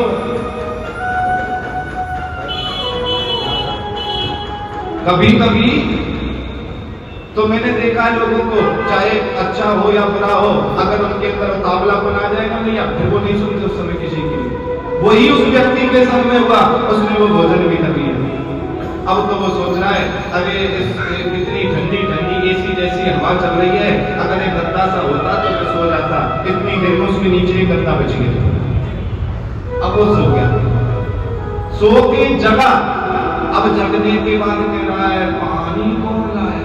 जब तो उतावलापन था, सब कुछ कर लिया उसने, उस समय उसने ध्यान नहीं दिया था। तो थकान उसको थी, प्यास उसको थी, भूख उसको थी, नींद उसे आ गई। जब उसकी नींद पूरी हुई तब सोच रहा है, पानी कौन लाया? ये भोजन कहां से आया? ये गद्दा कहां से आया? कहीं ऐसा तो नहीं यहाँ पर भूत हो? अरे कहीं यहाँ पर भूत ना हो। उसने पेड़ के ऊपर देखा तो उस पेड़ पर भूत बैठा दिखाई दिया। अब तो वो घबराए, रोए, हाथ जोड़े, भूत देवता मैं तेरा सब कुछ लौटा दूंगा, तेरा पानी भी, भोजन भी, गद्दा भी, पर मुझे मारना मत। तब वो भूत उतर कर आया, उसका हाथ पकड़ा और कहा कि पगले, मैंने तुझे कुछ नहीं दिया, मैंने नहीं दिया तुझे कुछ। जैसे तूने पानी मांगा तुझे पानी मिला, तूने भोजन मांगा भोजन मिला, तूने गद्दा मांगा गद्दा मिला, और तूने सोचा भूत ना हो तो मैं भूत भी मिला। क्योंकि तुझे नहीं पता, तू कल्प वृक्ष के नीचे बैठा, इसके नीचे जो मांगेगा सो तुझे मिलेगा, जो मांगेगा सो तुझे मिलेगा। और ये शिव महापुराण सुर तनु की छाया, शिव महापुराण सुर तनु की छाया, दुख भय दूर निकट जो आया। इस कल्प वृक्ष के नीचे तो जो आकर बैठता है, जो मांगता है, उसको वो मिल जाता है। तो शिव महापुराण क्या है? कल्प वृक्ष है। और तुम सब कहां बैठे हो? नीचे बैठे हो। अब ये आपके हाथ में, भूत मांगोगे भूत मिलेंगे, और भूत मांगोगे तो भूत मिलेंगे। अरे आप शिव महापुराण की शरण में हो, कल्प वृक्ष की शरण में हो। तो सोनकादिक 88,000 ऋषियों को सूत जी कह रहे हैं कि ये जो शिव महापुराण है ना, कल्प धर्म फलम समयम मनुष्याणाम न संशयः, मनुष्य को संशय करने की जरूरत नहीं है। ये तो कल्प वृक्ष है, और इस कल्प वृक्ष की शरण में जो आता है उसे वो ही मिल जाता है। और सूत जी महाराज यहां से कथा को प्रारंभ करते हैं, और कथा को जब सूत जी महाराज प्रारंभ करते हैं तो सोनकादिक 88,000 ऋषियों से कहते हैं कि ऋषियों, सब पापों को नष्ट करने वाली इस कली काल कलयुग में निर्धन को धनवान बनाने वाली, निसंतानवान को संतान देने वाली, दुखिया को सुखिया करने वाली बाबा भोलेनाथ की कथा को मैं तुम्हें श्रवण करा रहा हूं। और बाबा भोलेनाथ की कथा को श्रवण आप करने जा रहे हैं, तो बाबा भोलेनाथ के बारे में अब आप जान गए। बाबा भोलेनाथ कौन है? बाबा भोलेनाथ का घर कहाँ है बताओ? है जी? कैलाश में। कहाँ लिखा हुआ है? बोलो भैया, कहाँ लिखा हुआ है? शास्त्रों में या कहीं? किसने बताया बाबा भोलेनाथ का कैलाश पर घर है? मैंने बोला ना, एक मैया कोई सेब लेकर जाए तो दूसरे दिन तुम सेब लेकर जाओगे। एक मैया गेट पर कोई जोत लगाए तो दूसरे दिन तुम्हारी जोत शुरू। एक मैया को हमारे पिताजी बोलते हैं इस बात को, हमारे पिताजी कहते हैं आजकल वो होता है ना बफर सिस्टम, तो वो बोलते हैं कि अगर इस बफर सिस्टम में कोई घास भी काट कर रख देना और एक जना अगर प्लेट में डाल दे चटनी मिला के, तो सारे बराती चटनी मिला के घास खाएंगे। बोलो बताओ। अच्छा एक बात सोचो, बड़े ध्यान से सुनना, बफर सिस्टम में भोजन कैसे होता है? खड़े होकर होता है। खड़े होकर भोजन कौन करते हैं? पशु। बैठकर नहीं करते ना, पशु खड़े होकर करते हैं। तो बफर सिस्टम में भोजन करने वाला कौन? पशु। और पशु का भोजन क्या? घास फूस है या नहीं? पिताजी झूठ थोड़े बोलते हैं, पिताजी ठीक कहते हैं इनको तो घास दो, इनको ज्वार दो, इनको तूड़ा दो, जिससे ही इनका पेट भरे, इनको गुलाब जामुन रसगुल्ला देने की जरूरत नहीं। बोलो हर हर महादेव, संकट हर महादेव। बाबा भोलेनाथ का घर आप सबको बताओ, बद्रीनाथ। क्या है?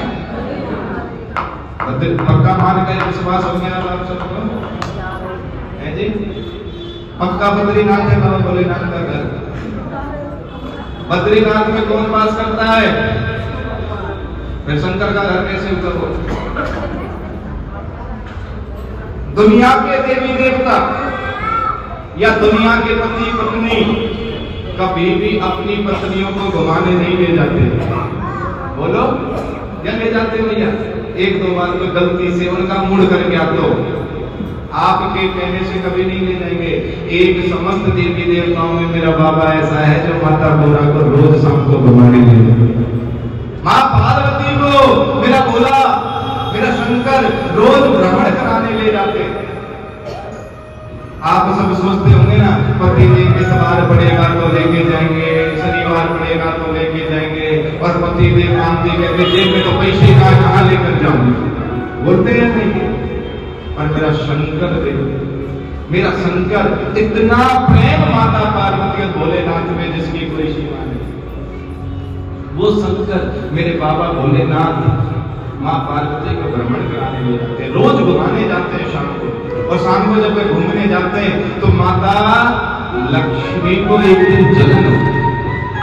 आपके साथ में होता है ना, पड़ोसन ज्यादा शॉपिंग कर ले, या पड़ोसन रोज घूमने जाए, या पड़ोसन कहीं कहीं जाए, तो तुम अपने पति को एक ना एक दिन जरूर बोलोगे जब नहीं दिखेगी कि तुम तो कहीं नहीं ले जाओ, उसको देखो वो रोज अपनी घरवाली को ले जाता है। कोई फिल्म चल रही हो, कोई सीरियल चल रहा हो, और उसमें कोई इस तरह की बात आ जाए ना, बीवी की पत्नी की सेवा करो, उस समय पति की ओर निगाह जरूर जाएगी कि उनका ध्यान है या नहीं। जाती है नहीं जाती भैया और निगाह जाती है ना? क्यों? क्योंकि तुम अपने पति को दिखाना चाहते हो। तो बाबा भोलेनाथ जब माँ पार्वती को भ्रमण कराने ले जाते तो माता लक्ष्मी को जलन हुई। माता लक्ष्मी ने नारायण से कहा कि तुम मुझे क्यों नहीं लेकर जाते? नारायण ने कहा कि देवी हमने कब मना किया, चलो। अब तो माता लक्ष्मी ने जो है कहा कि ठीक है, मैं ताला वगैरह लगा कर आती हूँ। सुबह से शाम हो गई और शाम से रात हो गई, और रात में जब माँ लक्ष्मी आई तो भगवान बोले देवी अब तो रात हो गई, अब क्या भ्रमण करने चलोगे? बोले प्रभु हमारे मन में एक प्रश्न है। बाबा भोलेनाथ आते हैं, माता पार्वती से कहते हैं कि देवी चल, और पार्वती जब भी चल देती है, क्या उनके यहाँ इतना वो नहीं है क्या कुछ? वो ताला वाला नहीं लगाते क्या? अरे मैं तो बैकुंठ में हूँ। अब बैकुंठ में हूँ तो 8 गेट हैं, 8 तो दरवाजे बैकुंठ के, मुझे 8 दरवाजों का ताला लगाना, 8 दूनी 16 खिड़कियों को बंद करना, और फिर सारा सामान एकत्रित करना, तो प्रभु समय तो लगेगा ही ना। क्या पार्वती ताला नहीं लगाती? नारायण बोले कि देवी उनको ताला लगाने की जरूरत नहीं होती है, वो तो एक ही काम करते हैं, अपने गले के बब्बा को उतारते हैं, गेट पर बिठा जाते हैं, मजाल जब कोई बच्चा है भीतर, उनको ताला लगाने की जरूरत नहीं है देवी। और बाबा भोलेनाथ तो भ्रमण करने चले जाते हैं। तो अब दूसरे दिन नारायण और लक्ष्मी भी भ्रमण करते हैं। अब जब वो भ्रमण कर रहे तो करते करते बद्रीनाथ पहुंचे, और बद्रीनाथ इतना सुंदर स्थान था कि माँ लक्ष्मी के मन भर। अब तो माता लक्ष्मी घर गई, खाना पीना सब छोड़ दिया, नारायण से एक ही जिद लगा ली कि मुझे तो बद्रीनाथ चाहिए। क्या चाहिए? बद्रीनाथ। नारायण बोले कि देवी दूसरे की प्रॉपर्टी पर नियत नहीं लगा करते, दूसरे के धन पर नियत नहीं लगा करते। पर माँ लक्ष्मी नहीं मानी। माता लक्ष्मी ने जिद कर दी, तो पत्नी की जिद को पूर्ण करने के लिए नारायण भगवान स्वयं एक बच्चे का रूप बना, छोटे से बच्चे का रूप, और जहां पर बाबा का मकान दरवाजा था ना घर का, उस दरवाजे के पास में लेट गए और रोने लगे। अंदर से पार्वती मैया को आवाज आई और पार्वती मैया दौड़कर आई, और जैसे ही पार्वती मैया पकड़ने लगी, बाबा ने पीछे से आवाज लगाई, पार्वती दूसरे के बच्चे को गोद नहीं लेते, अगर गोद लोगे तो प्रॉपर्टी देनी। समझ में आ गया? दूसरे के बच्चे को गोद नहीं लेते। अगर देवी तू इस बच्चे को गोद लेगी तो तुझे प्रॉपर्टी देनी पड़ेगी। माँ पार्वती ने सुना नहीं, उस बच्चे को गोदी में उठा लिया, भीतर ले आई, चुप कराने लगी। बाबा देख रहे नारायण यहाँ तक भी आ गए कि घर में भी कब्जा। बाबा चुप लगा गए। शाम को बाबा माँ पार्वती भ्रमण करने गए और बाबा और माँ पार्वती जब भ्रमण करने गए, लौट कर आए तो देख रहे हैं कि जो कुंडी बाहर से लगा कर गए थे वो कुंडियां भीतर से लगी हुई थी। माता पार्वती ने आवाज लगाई, किसी ने आवाज दरवाजा नहीं खोला। बाबा बोले देवी बोला खाना, किसी के बच्चे को गोद लोगे तो प्रॉपर्टी देनी पड़ेगी। अब बता क्या करेगी तू? माँ पार्वती ने कहा कि भीतर कौन है, बाहर निकल कर आओ, नहीं तो मैं श्राप दे दूंगी। तो अंदर से दरवाजा खुला और नारायण और लक्ष्मी मैया निकल कर आई। आकर प्रणाम किया। माता पार्वती ने देखा कि प्रभु आप। बाबा दूर खड़े हो गए। बाबा तो जानते थे शुरू से ही नहीं। बाबा दूर खड़े हो गए। माँ पार्वती ने कहा प्रभु ठीक नहीं किया तुमने, मेरी जगह मेरे मकान मेरे इतना सुंदर सजाया है, उसी पर कब्जा कर लिया।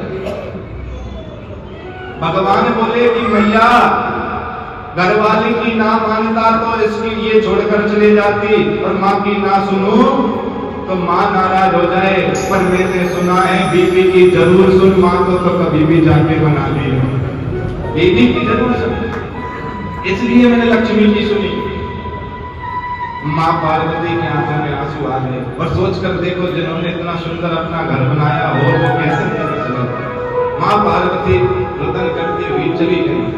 माँ पार्वती गई तो अंदर ही अंदर उनका क्रोध था। उस क्रोध में उन्होंने श्राप दे दिया, नारायण जैसे जैसे कलयुग बढ़ेगा और जब कलयुग बढ़ेगा तो ये बद्रीनाथ नष्ट हो जाएगा, खत्म हो जाएगा।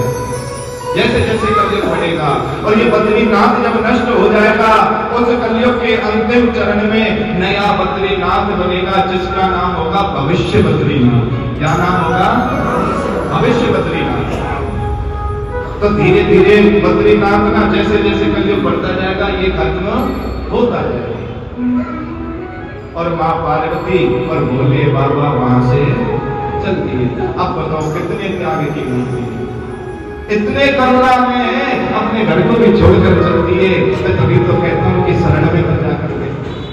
और बाबा भोलेनाथ जब वहां से चले तो बाबा भोलेनाथ चले गए कहां पर?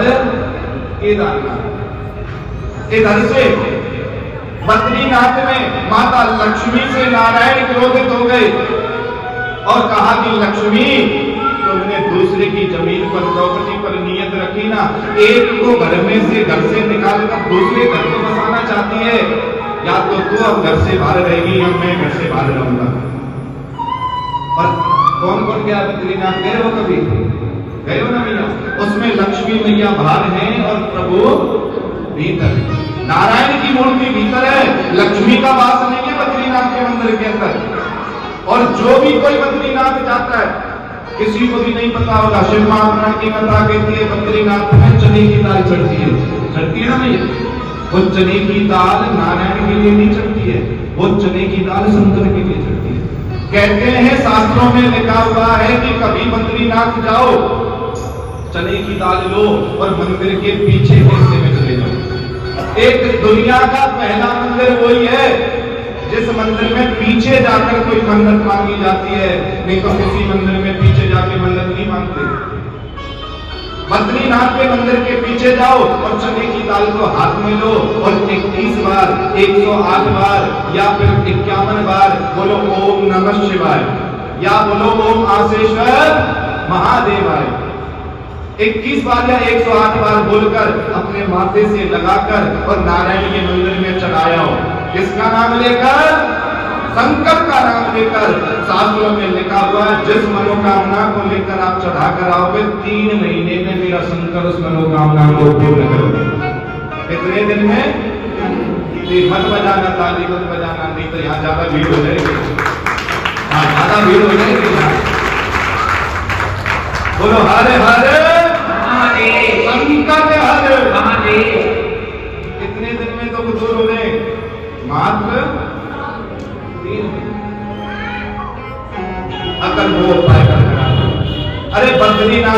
मंदिर, शंकर का भगवान विष्णु का मूर्ति और पूजा किसकी? शंकर की। इसीलिए कहता हूं नारायण की पूजा करोगे नारायण मिलेगा, कृष्ण की पूजा करोगे कृष्ण मिलेगा, राम की पूजा करोगे राम मिलेगा, पर मेरा शंकर की पूजा करोगे तो राम कृष्ण नहीं, राम और कृष्ण जैसे तुम हो जाओगे, तुम्हें मेरा शंकर मिलेगा, तुम्हें मेरा शंकर मिलेगा। इतना करना है बाबा।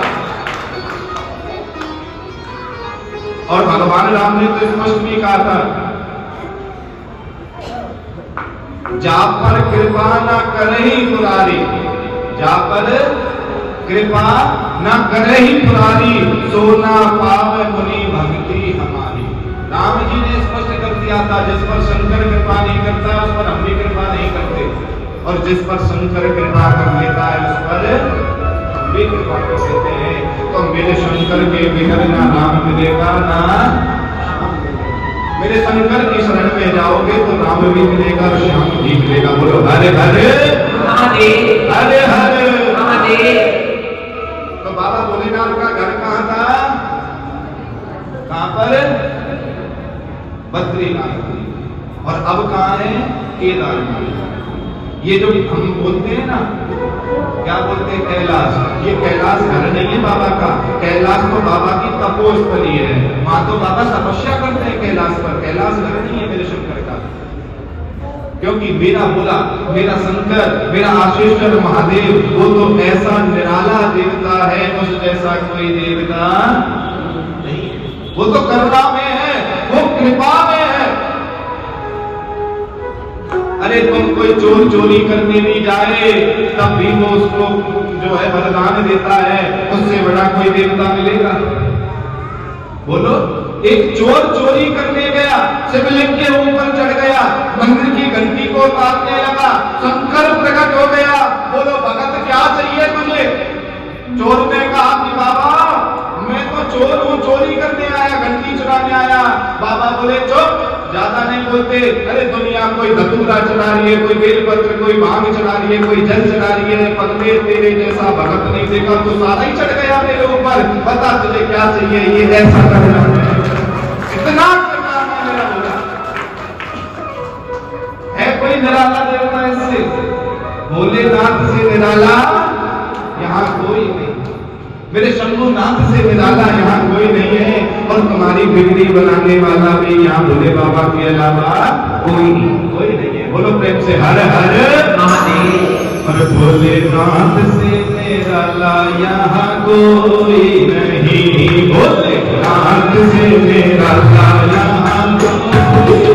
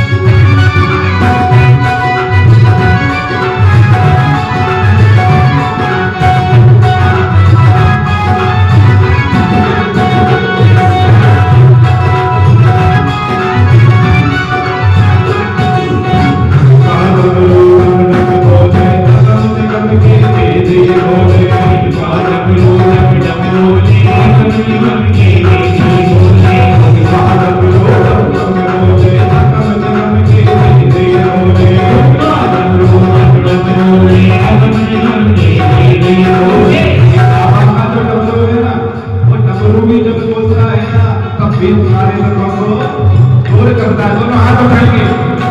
ऐसा भक्तों का रखवाला यहाँ मैं तुम्हारे अल्लाह कोई बाबा के अलावा। दोनों हाथ खड़ा करके कहो ओ भक्तनाथ तेरे लाला यहाँ कोई नहीं।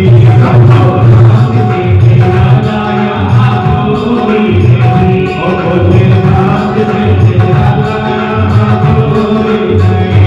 भोलेनाथ तेरे लाला यहाँ कोई नहीं।